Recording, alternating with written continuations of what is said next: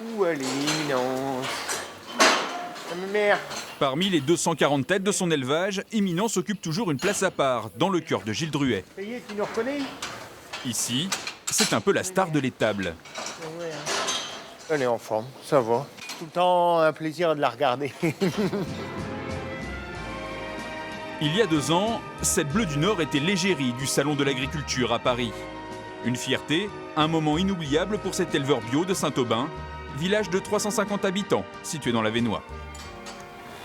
Là, pour l'instant, elle est au repos et après, on va la remettre de nouveau à la reproduction pour qu'elle refasse du lait encore plusieurs années, hein, j'espère. Grâce au Salon de l'Agriculture, Gilles Druet a pu mettre en lumière la bleue du Nord, une race jusqu'ici méconnue. Moi, j'ai eu quand même après des visites d'éleveurs locaux, on va dire. On a dû vendre à peu près, je pense, une trentaine de génisses au total, quoi, sur 2-3 élevages, quoi. Bien adaptées au climat de l'Avesnois, ces vaches produisent un lait bio qu'on utilise notamment pour fabriquer du maroilles. Actuellement, l'exploitation familiale résiste bien à la crise de la Covid-19. Vous prenez tout aujourd'hui?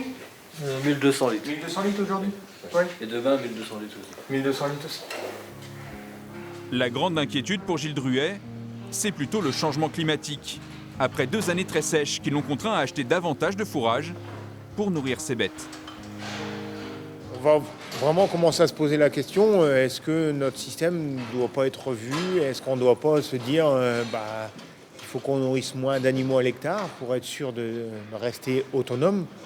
Parce que bon, acheter des nourritures, c'est pas le but non plus, quoi. L'an dernier, la sécheresse a entraîné un surcoût de 35 000 € pour l'éleveur. Si ce scénario se répète encore, il pourrait être amené à réduire de moitié la taille de son troupeau.